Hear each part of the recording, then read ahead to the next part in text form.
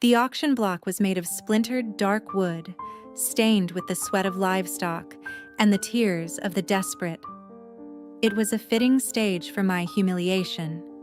My name was Alara, and my only value was the price a man would pay for my silence. My father stood beside the auctioneer, his face a mask of grim necessity. He could not meet my eyes. He had not truly looked at me in a decade, not since the day the oracle's curse had settled upon our house and my voice had been sealed away by a sacred, impossible vow. "Remain silent," the shadow-bound seer had decreed. "Utter no word until you place the heartstone upon the breast of the land's true king. Only then will the blight on your bloodline be cleansed, a poetic prison." For 10 years I had not spoken. For 10 years I had been a ghost in my own home, a constant, quiet reminder of our family's decay. The blight had withered our crops and soured our wells. It had turned my mother's heart to grief, and my father's to bitter stone. Now it had brought us here, to the tribute auction of the Shadowfang clan. My father was selling his last asset, me. The auctioneer, a man with a face like a wrinkled purse, began his spiel. "A fine specimen from the fallen house of Eridor, well-bred, compliant, and guaranteed silent." Laughter rippled through the assembled crowd of minor lords and brutish merchants. They looked at me as they would a horse, checking my teeth and my posture. My simple gray dress did little to hide the thinness of my frame, a result of years of meager rations. I was a defect, a broken thing. My gaze drifted past them, to the high dais where the Alpha King sat. King Kalin, the Stone King of the North. He was not a man, he was a monument carved from granite and winter frost. His reputation preceded him like a death knell. He had united the warring northern clans through sheer unrelenting force. He demanded tribute, not loyalty. He inspired fear, not love. His eyes, the color of a stormy sea, swept over the hall with an unnerving lack of emotion. He was a king of endings, a ruler of a harsh, cold land where weakness was a fatal disease. My inner world, the only place I had ever known freedom, was a library of stories my mother had told me before the curse. Tales of brave queens and gentle kings, of magic that healed instead of destroyed. In that secret, silent place within me, I could almost pretend I was not here, on this block, being sold like a sack of grain. But the chill of the hall was real. The leering eyes were real. "Do I have a bid for this silent maid?" the auctioneer barked. A fat merchant with sausage fingers raised a paddle. 50 coppers, for scullery work." Another man, a pockmarked lordling I recognized from a neighboring, equally desperate territory, sneered. 60. A quiet servant has its uses. His meaning was as clear as it was vile. My stomach twisted. My father flinched but did not intervene. This was the price of his desperation. My fate was to be handed to a monster, to be used and discarded in some forgotten corner of a squalid keep. The bidding stalled at 75 coppers, the price of a decent pig. Humiliation burned like acid in my throat. I kept my chin high, my expression a careful blank. It was the only armor I had left. The auctioneer was about to slam his gavel down, selling me to the pockmarked lord. Sold. For $75. A voice, deep and resonant as a funeral bell, cut through the cavernous hall. 10,000 gold crowns. Silence. A collective stunned intake of breath. The air crackled with disbelief. Even the auctioneer froze, his mouth agape. I dared to look toward the dais. King Kalin had not moved. He hadn't even lifted a hand. The words had come from him, a low rumble that had shaken the very foundations of the hall. His gaze was not on me, but fixed on some distant point over the crowd's heads. It was as if he had commented on the weather, not just offered a king's ransom for a broken, silent girl. Lord Valerius, the king's cousin and adviser, leaned toward him, his handsome face a mask of confusion. He whispered something, his expression urgent. Kalen gave a subtle, almost imperceptible shake of his head. The decision was made. The pockmarked lord stared, his face pale with shock and fear. No one would dare counter the bid of the Alpha King. The auctioneer, finally regaining his senses, stammered, "Sissi, sold! To the king!" He banged his gavel, the sound echoing like a gunshot in the tomb-like silence. Two of Kalen's personal guards, the elite shadow guard, moved from their posts by the throne. They were clad in black steel and wolf pelts, their faces grim and unreadable. They approached the block with an unnerving, fluid grace. They did not put their hands on me. One simply gestured toward the dais, an order without words. I descended the steps, my legs trembling. Every eye in the hall followed my path. I felt their shock, their confusion, their envy. Why? Why would the Stone King, a man who valued only strength and tangible power, pay such a fortune for me? It made no sense. I walked the long, lonely path across the stone floor, my bare feet cold against the rock. I did not look at my father. I could not bear to see the mixture of relief and shame I knew would be on his face. He was free of his burden. I was now the property of the most feared man in the known world. I stopped at the foot of the dais, my head bowed. I waited for a command, for a sign, for anything. For a long moment there was only the sound of my own frantic heartbeat. Then, the king spoke again, his voice directed at one of the guards, not at me. "Take her to my chambers. She will serve me there." A wave of whispers erupted through the hall. His personal chambers? The heart of his fortress, a place no one but his most trusted inner circle ever entered. To place a nameless, silent tribute girl there. It was not just an oddity, it was a statement. But what was it saying? The guard grunted in affirmation. He gestured for me to follow. As I turned to leave, my eyes met the king's for the first time. For a single, shattering second, his stormy gray gaze locked with mine. There was no warmth in them, no kindness. But there was something else. A flicker of recognition, an intensity that seemed to look past my face, past my fear, and into the very core of my soul. It felt like a wolf's stare, predatory, possessive, an instinct old and deep, stirred within me. A strange primal part of my spirit, a part I never knew existed, rose to meet his gaze. It was not fear. It was something far more dangerous. It was a feeling of coming home. Then he looked away, his expression once again a mask of cold indifference. The moment was gone. I had been saved from one monster only to be delivered into the jaws of another, far more powerful one. And as I followed the guard out of the hall, I clutched the small, smooth stone hidden in the seam of my dress, the heart stone. Was this him? Was this cold, terrifying king the one my vow spoke of? The thought was so horrifying, so impossible, that I pushed it away. I was his property now. A curiosity. A toy. Nothing more. My life of silence was over. A new, more terrifying silence was about to begin. The king's chambers were less a room and more a territory. They were vast and stark, carved from the same black stone as the mountain fortress itself. Furs of shadow cats and great bears were thrown over stone benches and the floor, the only concession to comfort.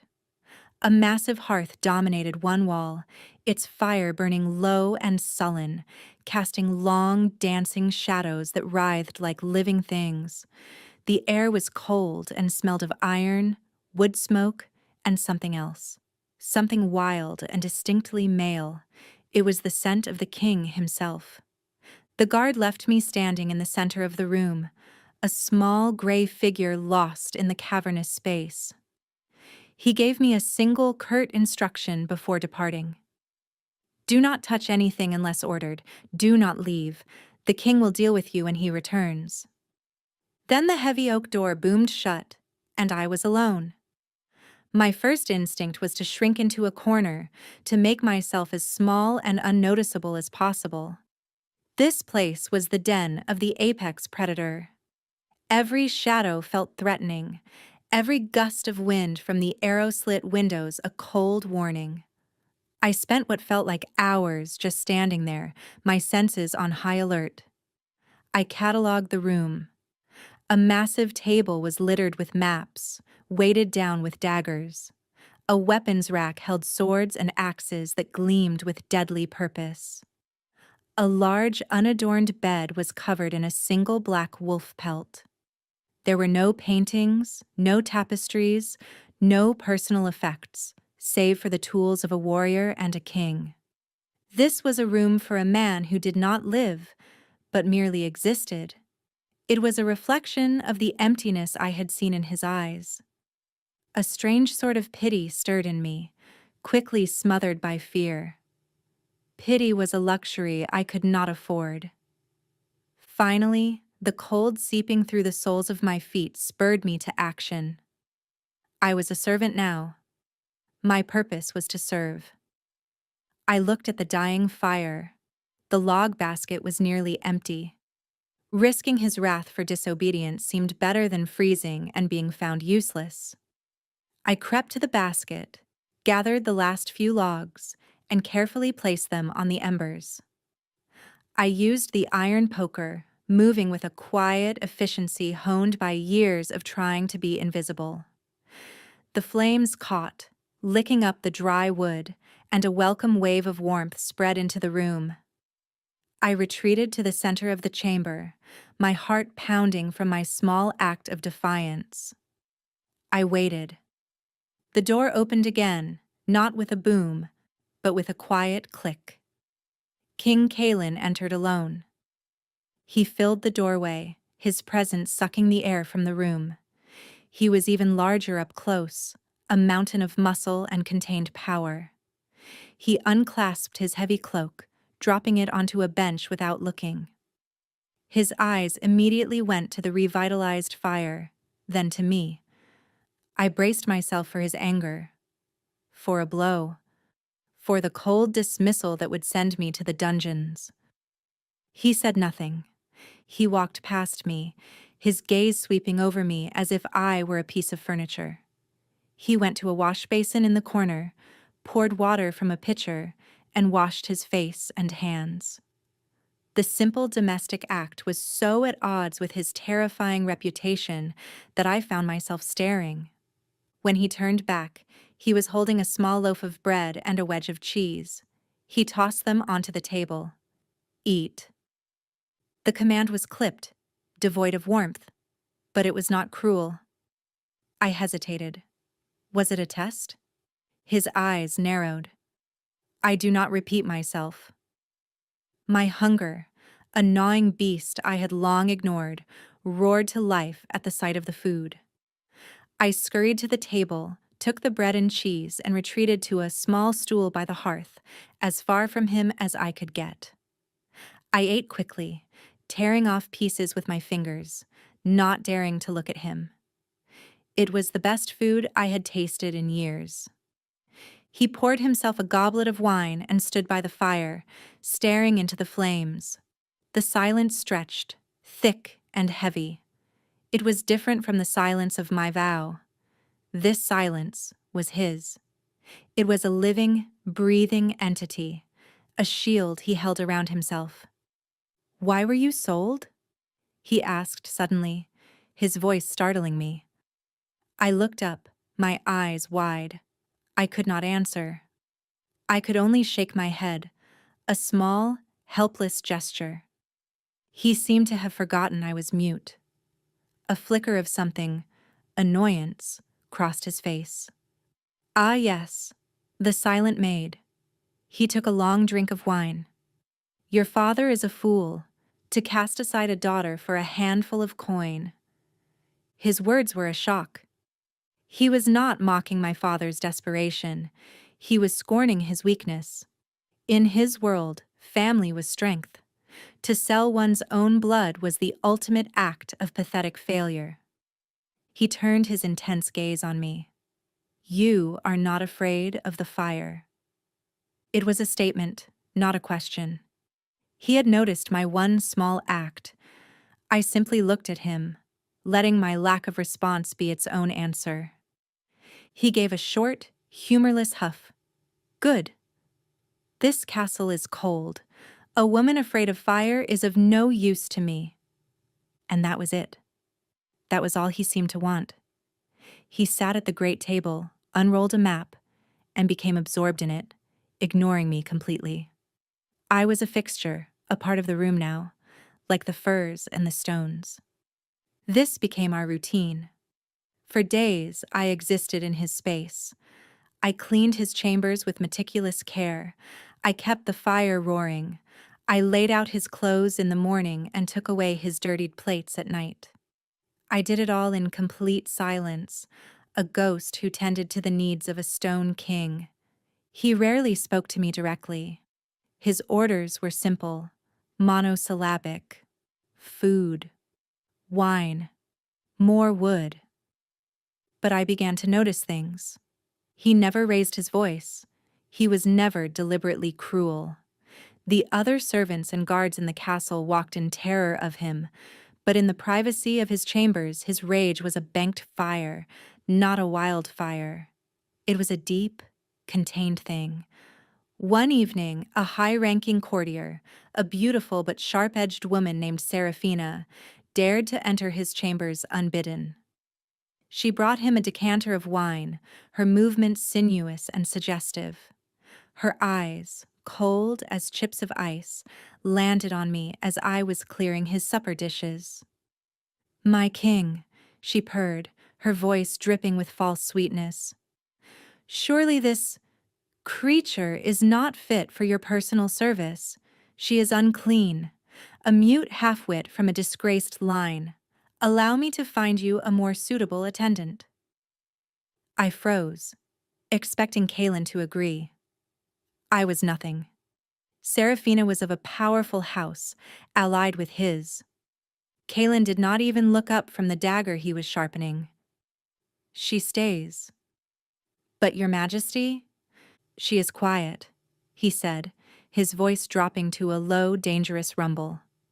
"Something you have yet to learn. Get out." Seraphina's face flushed with anger and humiliation. She shot me a look of pure venom before turning and storming out of the room. My heart was hammering. He had defended me. He had chosen my silent, useless presence over her. I did not understand. I looked at him, searching for a clue, but his expression was as unreadable as ever. He simply continued to sharpen his blade, the rhythmic scrape of steel on stone filling the quiet room. That was the first crack in the stone, an act of unexpected, possessive protection. He had bought me. I was his, and the Alpha King protected what was his. The thought sent a tremor of fear and a strange, unwelcome warmth through me. The intimacy of our shared silence began to build a strange, invisible bridge between us. I learned the rhythms of his life, the hours he spent poring over maps, his brow furrowed in concentration, the way he cleaned his weapons with a focused, almost meditative reverence, the deep, exhausted sighs he would let out when he thought I was not paying attention. He, in turn, began to rely on my presence. It was in the small things. He would enter the room and his eyes would find me first, a brief, assessing glance to confirm I was there. He started leaving more complex tasks for me, organizing his dispatches, mending a tear in a ceremonial banner. He tested my intelligence, my competence, and I met each challenge with quiet diligence. My silence, once a mark of shame, became a unique currency between us. He seemed to find solace in it. Other people wanted things from him: power, favor, wealth. They filled the air with their demands and their flattery. I wanted nothing. I offered nothing but my quiet, unobtrusive presence. One night, a storm raged outside, throwing sheets of rain against the arrow-slit windows. I was mending one of his leather gloves by the firelight when a low groan escaped his lips. I looked over to the bed. He was asleep, but not peacefully. He was thrashing, his powerful frame tangled in the wolf pelt.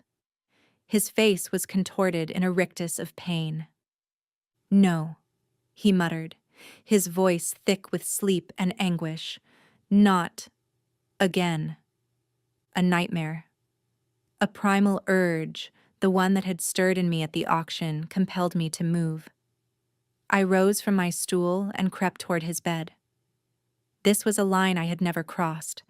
The bed was his sanctum, the one place I never approached unless he was long gone from it.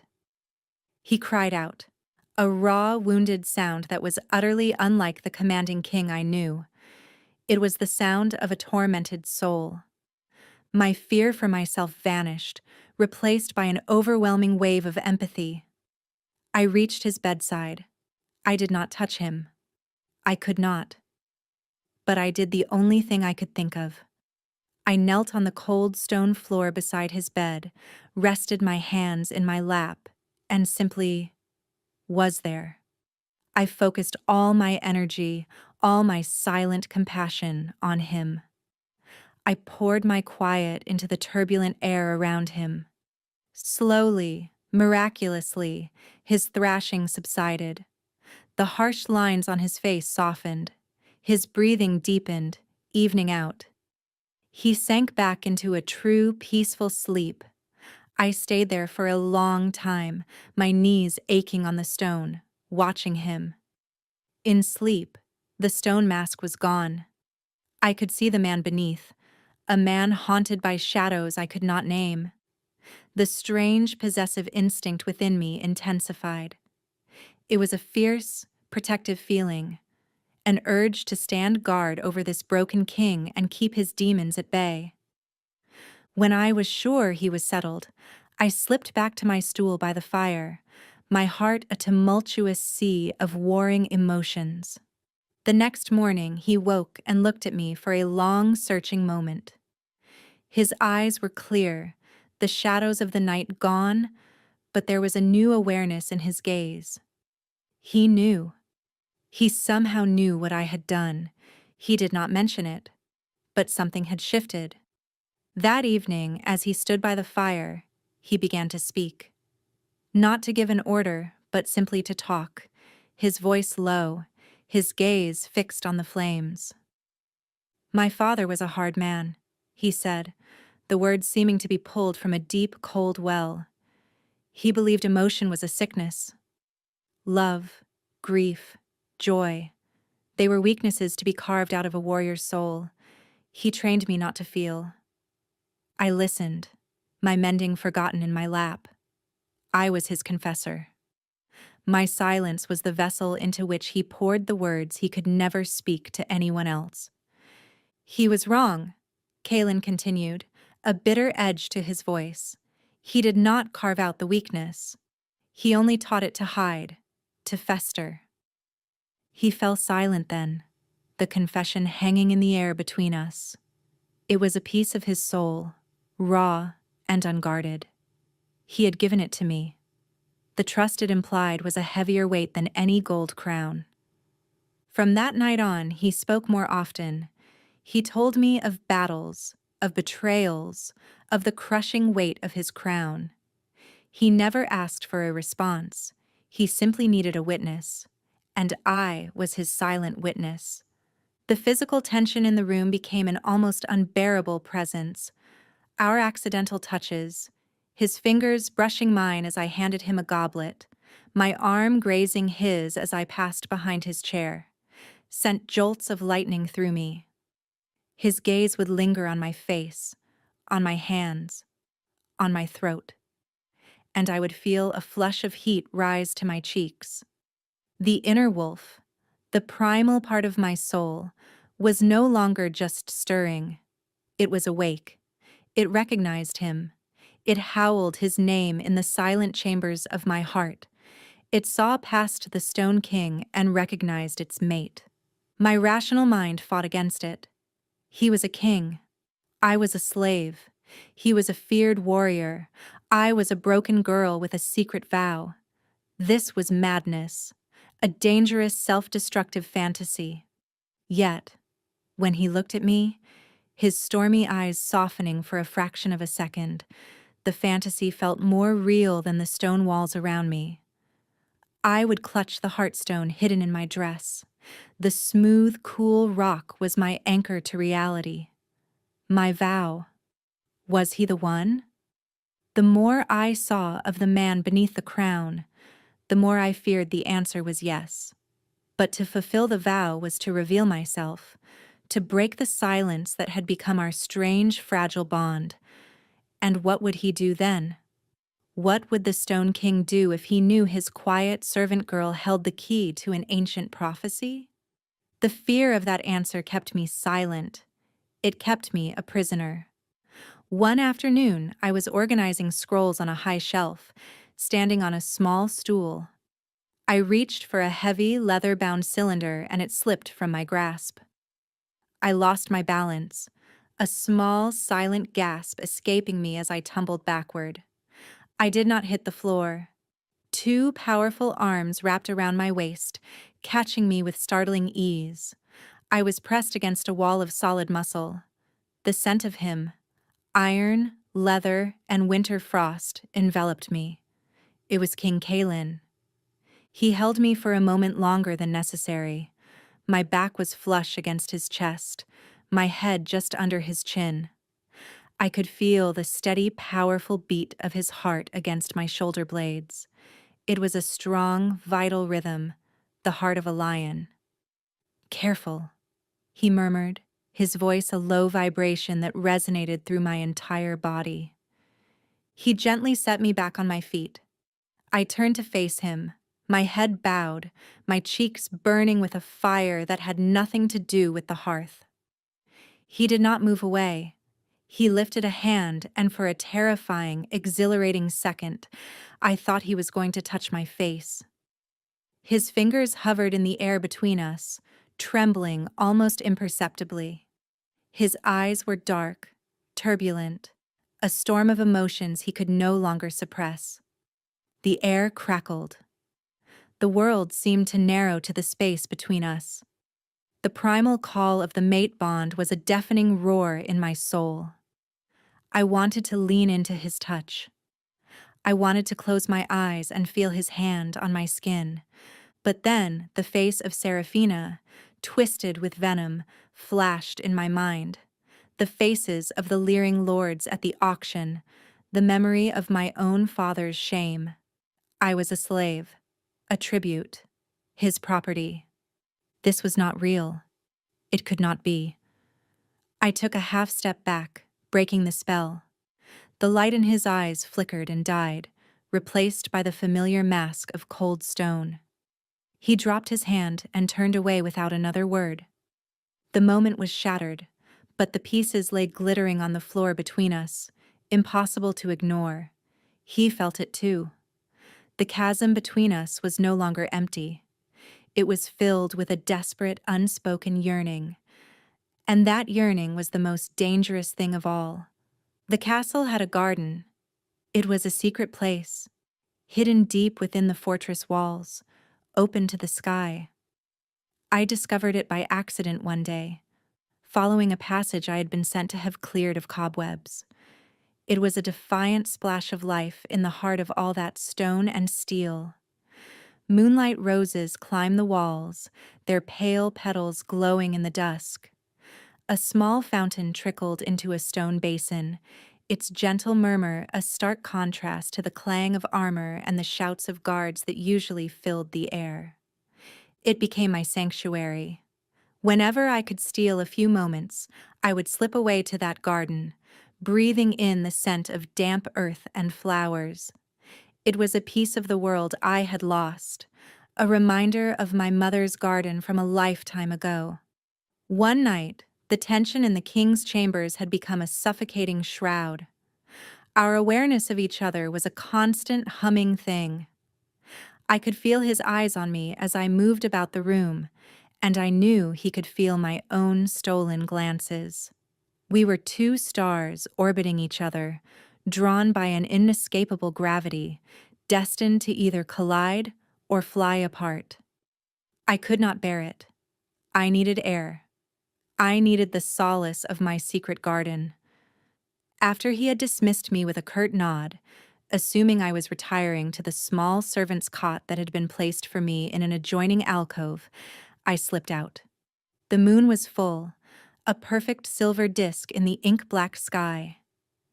It spilled light like water over the roses, turning their petals to shimmering quicksilver. The air was cool and sweet. I went to the fountain, trailing my fingers in the cold, clear water. For a moment, I could almost feel peace. I knew I would find you here. His voice. I spun around, my heart leaping into my throat. Kalen was standing in the shadows of the arched entryway watching me. He stepped into the moonlight, and the sight of him stole my breath. Without his heavy armor, dressed only in a simple black tunic and trousers, he looked younger, more vulnerable. But the power was still there, a coiled spring beneath the surface. This place, it is the only part of the castle my mother insisted upon, he said, his voice softer than I had ever heard it. She said even a fortress needs a heart. I never understood what she meant. Until now. He walked toward me slowly, his eyes never leaving mine. The moonlight carved his face into sharp planes and soft shadows, making him look like a god of the night. Alara, he said. My name. He had never spoken it before. It sounded like a prayer on his lips. For 10 years I have felt nothing. A king cannot afford feelings. They are poison. They are weakness. He stopped just a few feet from me. The sound of the fountain was a gentle counterpoint to the frantic pounding of my heart. There is a curse on my bloodline, he confessed, the words torn from him. A rot of the soul. It feeds on strong emotion. The more I feel, love, rage, grief, the stronger it grows. It hollows me out, turns my heart, my very flesh, to stone. To survive, I had to become stone myself. I built these walls around me, around my kingdom, and I felt nothing. His confession explained everything, the coldness, the emotional void, the name they called him, the Stone King. It was not a metaphor. It was a literal truth. And then you came, he whispered, taking another step closer. We were almost touching now. I could feel the heat radiating from his body. Your silence, it starves the curse. In your presence there is quiet, not just in the air, but in here. He pressed a hand to his chest, over his heart. For the first time in a decade, I feel peace. You are the antidote to my poison. Tears welled in my eyes. He was not just a king. He was a prisoner, just as I was.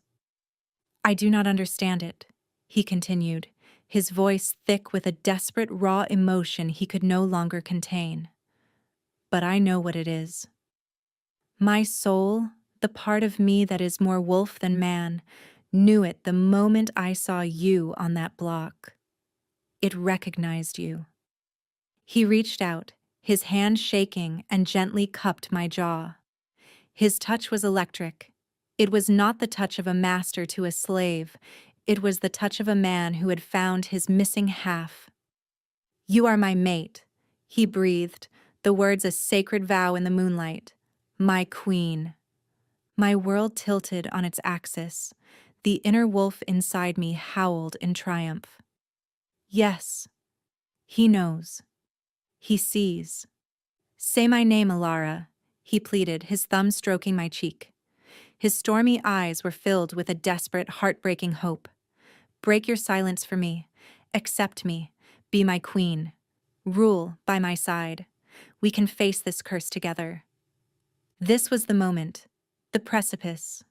All I had to do was say yes. My heart, my soul, my entire being screamed it, yes. But my vow: utter no word until you place the heartstone upon the breast of the land's true king. My hand instinctively went to the hidden pocket in my dress, to the smooth, cold stone. I had to place it first. The vow was absolute. It was a magical binding, woven by a power I did not understand. To break it, what would happen? Would it shatter the prophecy? Would it unleash some other, darker magic? Would it harm him? I could not risk it. I could not risk him. He saw the conflict in my eyes. He saw my hand go to my dress. His expression clouded with confusion. "What is it?" he asked, his voice tight with anxiety. "What are you hiding?" I could not explain. I could not speak. The terrible, beautiful irony of it was a knife in my heart. The one thing he asked of me was the one thing I could not give. I had to reject him, for his own safety, for the sake of the vow. Tears streamed down my face. I looked into his hopeful, pleading eyes, and I did the hardest thing I had ever done in my life. I shook my head. A single, slow, deliberate number. The hope in his eyes shattered. It was like watching a star die. The light went out, plunging his gaze back into the cold, stormy depths. The warmth in his touch vanished. His hand dropped from my face as if he had been burned. "I see," he said, his voice flat and dead. All the raw emotion was gone, locked away behind the stone once more. He took a step back, the chasm between us returning, wider and deeper than ever. He looked at me, at my tears, at my silent, agonized plea for him to understand. But he could not. He saw only rejection. The one person who brought him peace, the one soul he had allowed himself to feel for, had just refused him. "It seems even you cannot bear the monster," he said, his voice a hollow echo of the man who had pleaded with me moments before. The pain in his words was a physical blow. He turned his back on me, his shoulders rigid. "Guard!" he roared, the king's command returning with chilling force. Two of the shadow guard appeared in the archway almost instantly. "The tribute girl is no longer needed in my service," Kalen said, his back still to me. He would not even look at me. "Take her to the scullery. She will work there." The guards looked at each other, confused, but their loyalty was absolute. One of them stepped forward and grabbed my arm in a rough grip. I cried out, a silent scream of protest. I reached a hand toward Kalen's retreating back, my fingers grasping at nothing. "No, please, you don't understand." He did not turn. He did not slow his pace. He walked out of the moonlit garden and did not look back, leaving me alone with my broken heart and the ruins of what might have been. I was cast out. The bridge between us was not just burned, it was annihilated. I was returned to the dregs, to the lowest rung of the castle hierarchy. As the guard dragged me away from my beautiful secret garden, I knew I had not just lost him. I had handed him back to his curse, wounded and alone. And the silence that fell was no longer a comfort. It was a condemnation. The scullery was a circle of hell paved with greasy flagstones. It was a place of endless, mind-numbing labor, of scalding water and coarse lye soap that stripped the skin from your hands. The air was thick with the stench of boiled cabbage, old grease, and the sour smell of unwashed bodies. My simple gray dress was replaced with a rough burlap shift, my small private alcove with a lice-ridden straw pallet shared with 3 other miserable souls. I was less than a ghost now. I was dirt. The other scullery maids, a collection of bitter, exhausted women, treated me with a mixture of scorn and suspicion. I was the girl who had been in the king's chambers, the one he had paid a fortune for, and then discarded like trash. My silence, once a strange novelty, was now seen as arrogance. They shoved me, cursed me under their breath, and left the heaviest, filthiest work for me. I endured it all. The physical hardship was nothing compared to the gaping wound in my chest. Every night I would curl up on my pallet, clutch the hearthstone, and weep silent, bitter tears. I replayed the scene in the garden over and over in my mind, the hope in his eyes, the devastation when I shook my head.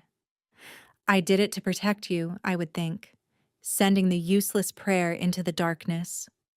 I had to. But the thought brought no comfort. I had broken him. I felt his absence like a physical amputation. The mate bond, the primal connection that had hummed between us, was now a source of constant aching pain. It was a frayed wire, sparking with loss and loneliness. I caught glimpses of him occasionally, a flash of his black cloak as his retinue passed through a courtyard. The sight of him on the high battlements, a solitary figure staring out at his cold, gray kingdom. He looked more like stone than ever. The life, the nascent warmth I had seen in him, was gone. His face was a mask of iron.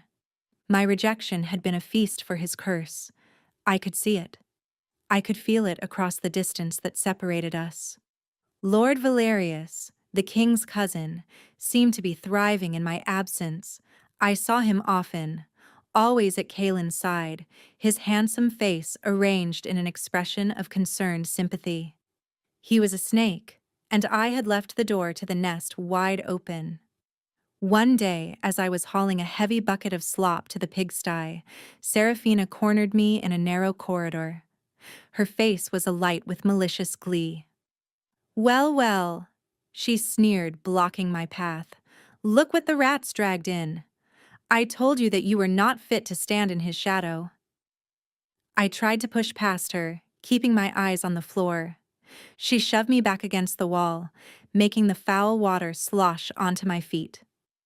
"He cast you out. He saw you for the worthless mute animal you are. Did you really think you could mean anything to him?" Her words were barbs, but they were nothing compared to the truth of my own failure. "Lord Valerius is taking good care of the king now," she continued, her voice dropping to a conspiratorial whisper. "He says you put a dark spell on him, a silent witch's hex to cloud his mind. Valerius is performing purification rites, to cleanse the king of your filth." A cold dread washed over me, colder than the slop on my feet. Witchcraft, purification rites. This was Valerius's move. He was using my banishment, using the king's pain and paranoia to his own advantage. What kind of purification was he performing? My fear for Kaelin eclipsed my own misery. Valerius was not trying to help him. He was trying to destroy him. The next few days were a blur of growing terror. Rumors trickled down even to the scullery. The king was unwell. He had not left his chambers. He refused all food. His skin, they whispered, was taking on a gray, mottled appearance, like stone. Valerius had seized control. He issued edicts in the king's name, his pronouncements echoing with a new, chilling authority. He had isolated Kaelin completely. Even Brennus, the king's fiercely loyal second-in-command, was denied access. Then the soldiers came for me. I was on my knees, scrubbing a floor that would never be clean, when two of Valerius's personal guards stormed into the scullery. They were not the king's shadow guard. These men had the cruel, opportunistic eyes of mercenaries. "There she is," one of them snarled. "The witch!" They seized me, hauling me to my feet. The other scullery maids scrambled back, their faces a mixture of fear and grim satisfaction. "By order of the Regent Lord Valerius," the guard announced to the room, "this witch, Ilara of Eridor, is arrested for high treason and the malicious enchantment of our king." Witch. The word was a death sentence. They dragged me from the scullery, my bare feet scraping on the stone. They did not take me to the king. They hauled me down into the bowels of the fortress, to the dungeons. The cell was a lightless, dripping hole. They threw me inside, and the iron door slammed shut with a sound of absolute finality. I was plunged into a darkness so complete it felt solid. Hours later, the door creaked open again. Lord Valerius stood there, holding a torch. The flickering light cast his handsome features into a demonic mask. "Such a pity," he said, his voice smooth as poisoned silk. "To think for a moment you almost had him. The quiet little mouse who nearly tamed the wolf." I stared at him, my heart a block of ice. "His curse is a magnificent thing, you know," Valerius mused, stepping into the cell. "But so very slow. I have spent years trying to nurture it, feeding it with whispers of betrayal, staging small political failures to stoke his rage. But your rejection was the master stroke. You gave it a feast. You shattered what was left of his heart, and the curse flooded in." He crouched down in front of me, his eyes gleaming. "I am merely helping it along now. A few rituals, a few enchantments to amplify his despair. Soon he will be nothing but a statue for the throne room, a monument to my succession, and the kingdom will need someone to blame." He smiled, a chilling predatory expression. "A silent witch who ensnared him and then drained his life when he cast her aside. It's the perfect story. The people will demand your head." He stood up, brushing dust from his fine velvet tunic. "You will be executed at dawn, purified by fire in the main courtyard. A fitting end for a witch, don't you think?" He turned to leave. "It is a shame you are mute," he said over his shoulder. "I would have enjoyed hearing you scream." The door slammed shut again, leaving me in the suffocating darkness with his words. Dawn. I was going to die. And Kaelin, my king, my mate, was turning to stone, believing I had betrayed him. I had not just been cast out. I had been used as the very weapon that would destroy the man I loved. My attempt to protect him by rejecting him had led directly to his doom and my own. The darkness of the dungeon was absolute, but it was nothing compared to the darkness in my soul. I was going to die. The thought was a cold, hard fact. I would burn in the courtyard, a spectacle to legitimize a traitor's ascent to the throne. And Kaelin would perish alone in his chambers, his heart turning to stone, his last thoughts of me filled with bitterness and betrayal. My failure was complete. It was a monument of agony in the center of my being. I sank to the damp, filthy floor, the rough stone scraping my skin. I drew my knees to my chest, a small, shivering ball of despair. For a time, I let the hopelessness wash over me. I had tried. I had followed my vow. I had tried to do the right thing, and it had led to this, to the worst possible outcome. The heartstone, still tucked securely in my dress, felt not like a key, but like a tombstone. It was heavy with the weight of my failure. What was the point of a prophecy if its vessel was too weak, too foolish, to see it through? My mother's voice echoed in my memory, a ghost from a happier time. Courage, my little lark, is not the absence of fear. It is the refusal to let fear have the last word. My tears had run dry. A different emotion began to smolder in the ashes of my despair. Rage, a cold, quiet fury. Rage at Valerius for his treachery. Rage at the curse that had tormented Kalin, and rage at myself for my cowardice. I had rejected him to protect him, but what had I truly been protecting? The vow, a set of ancient words. I had prioritized a prophecy over the man himself. I had let my fear of breaking the rules lead to his destruction. The vow wasn't about my silence. It wasn't about my family's blight. It was about him. Place the heartstone upon the breast of the land's true king. It was a rescue mission, and I was failing it. I would not die in this cell. I would not let Valerius win. If I was to die, I would die at Kalin's side. I would die trying. A faint scraping sound came from the other side of the door. Not the heavy tread of a guard, but something furtive. A sliver of light appeared at the bottom of the door as a torch was set on the floor outside.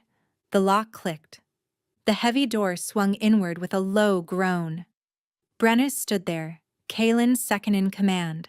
His broad, weathered face was a grim mask of urgency. In his hand, he held a naked sword. "There is no time," he growled, his voice a low rumble. "Valerius has declared himself Lord Regent. He has his own men guarding the king's chambers. The Shadow Guard are confined to the barracks, told the king is in a healing trance and must not be disturbed. But I do not believe his lies." He looked at me, his eyes sharp and assessing. "The king was not himself after he sent you away. He was hollow. Whatever happened between you, it broke him. Valerius is not healing him, he is killing him." I could only nod, my eyes wide with a desperate, burgeoning hope. "I do not know what sorcery this is," Brennus said, gesturing for me to come out of the cell. "But I know you are at the heart of it.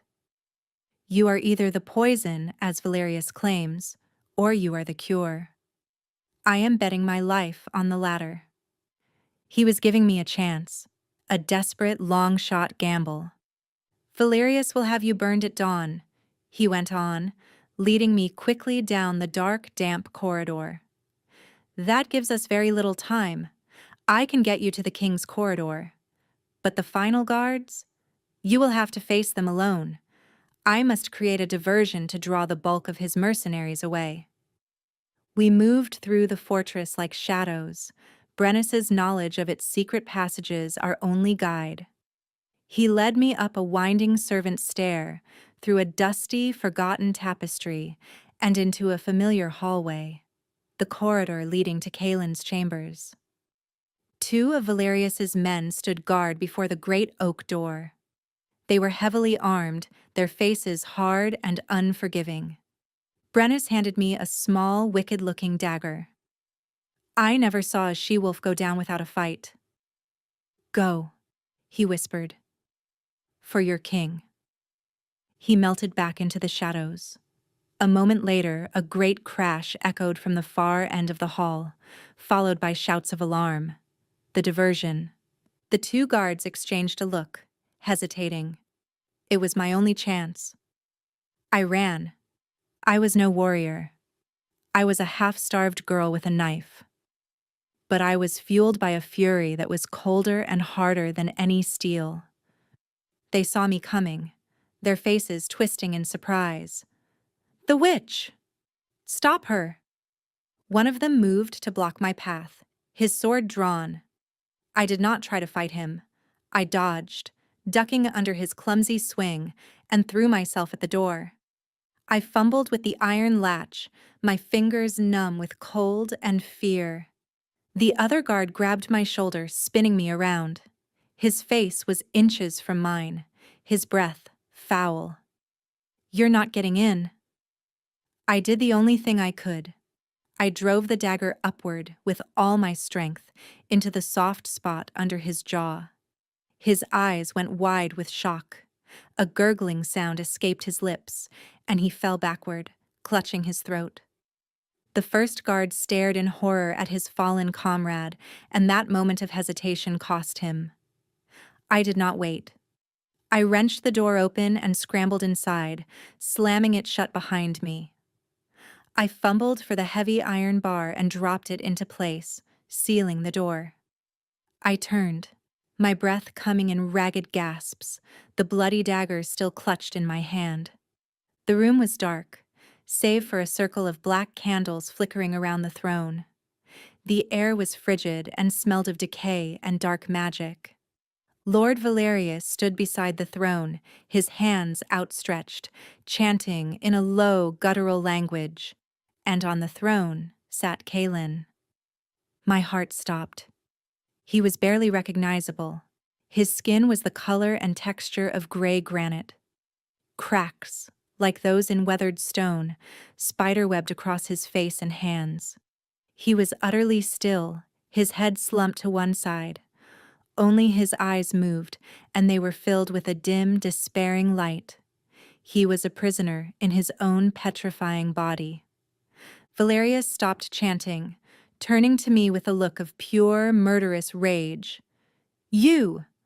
How did you escape?" "It does not matter," he spat, recovering his composure. "You are too late. The ritual is nearly complete. Behold your king." He gestured grandly at the silent stone figure on the throne. "Soon, his last breath will leave him, and I will take my rightful place." He gloated, sure of his victory. He believed I was powerless. I let the dagger fall from my numb fingers. It clattered on the stone floor. My hand went to my dress, to the heartstone. This was the moment, the end of the vow. I walked toward the throne, my step steady. "Stay back, witch!" Valerius shrieked, drawing a cruel-looking sacrificial knife. I did not stop. I walked past him as if he were not there. My entire world had narrowed to the man on the throne. I reached him. I knelt before him, my eyes locked on his. In their dim, gray depths, I saw a flicker of recognition. A spark of the soul I knew was still trapped inside. I pulled the heartstone from its hiding place. It was warm now, pulsing with a faint golden light, as if it knew its purpose was at hand.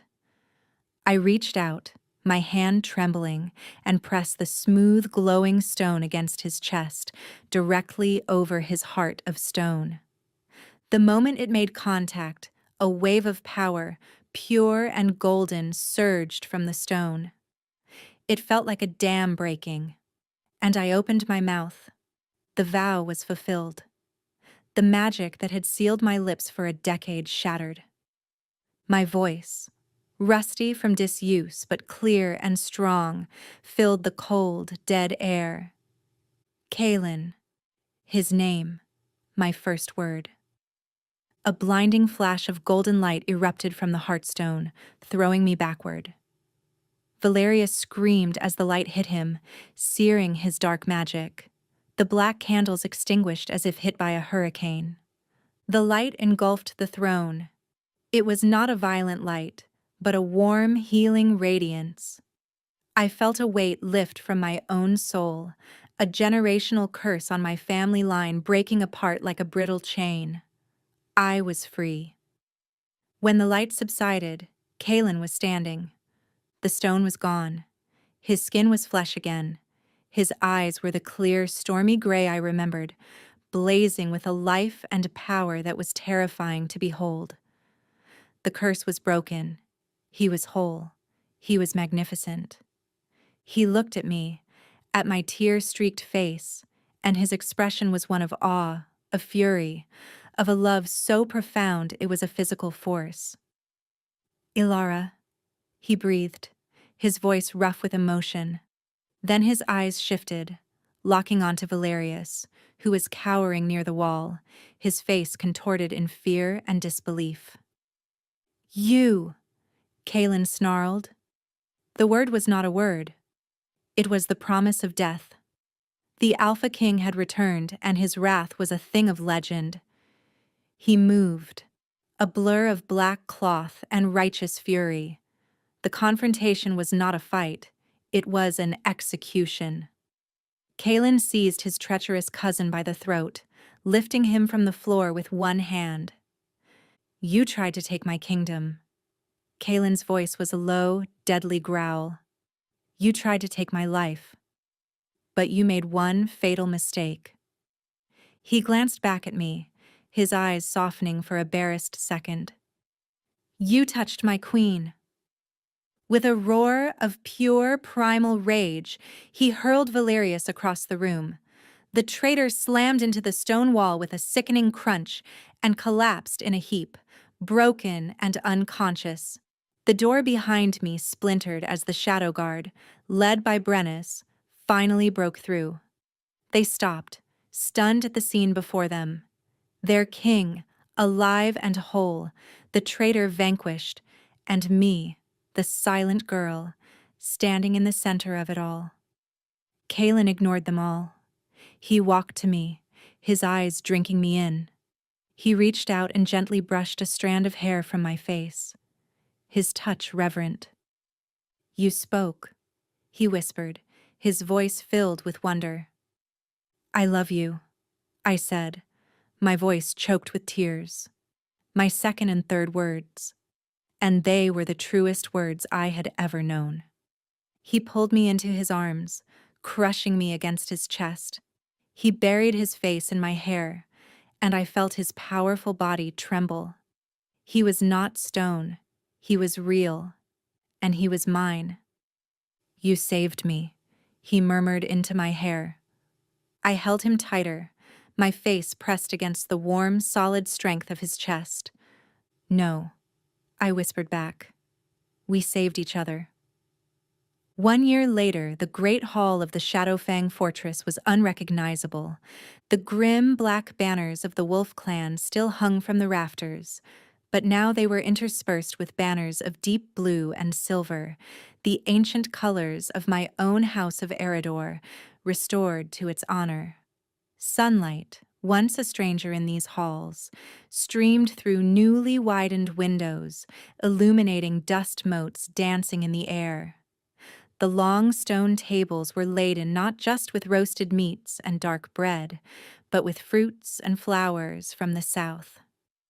The air was filled not with the tense silence of fear, but with music and laughter. It was the day of our wedding, and of Kaelin's second coronation, his true coronation. I stood beside him on the dais, no longer a slave on an auction block, but a queen at her king's side. My dress was not burlap or simple gray wool, but a gown of the deepest midnight blue, embroidered with silver roses that shimmered in the light. Kaelin's hand rested possessively on the small of my back, a warm, constant pressure that anchored me. He was a different man. The curse was gone, and with it, the forced emptiness. The stone had been stripped away to reveal the king beneath. Strong, decisive, and fiercely protective, but now capable of a smile that could warm the coldest winter. He had learned to feel again, and he channeled those feelings not into rage, but into a passion for his people and his kingdom. And for me, his love was a fierce, unwavering flame that I basked in every day. Brennus, now Lord Commander of all the king's forces, raised a goblet. To King Kaelin, the Unbroken, and to Queen Alara, the voice of our heart. The hall erupted in a genuine, heartfelt roar of approval. To the king and queen. I leaned my head against Kaelin's shoulder, a warmth spreading through my chest that had nothing to do with the roaring fires in the hearths. My voice, once my prison, had become a tool of change. I had spent the last year speaking. I spoke with the common folk, listening to their troubles. I spoke with the lords, advocating for mercy and fairness. I read stories to the castle children, filling their minds with the tales of hope my mother had once given me. My quiet compassion, now given voice, had begun to temper the harsh, militaristic culture of the North. Kaelin, guided by my counsel and his own restored heart, had reformed laws, established trade with the southern kingdoms, and decreed that strength was not just measured in battle, but in the ability to build and to nurture. His kingdom was not becoming soft, it was becoming whole. He leaned down, his lips brushing my ear. "Are you happy, my queen?" he murmured, his voice for my ears alone. I turned my face to his, my hand coming up to rest on his chest, right over the heart I had saved. "I have never known the meaning of the word until now," I whispered. His stormy eyes were soft, filled with a love so deep it was an ocean.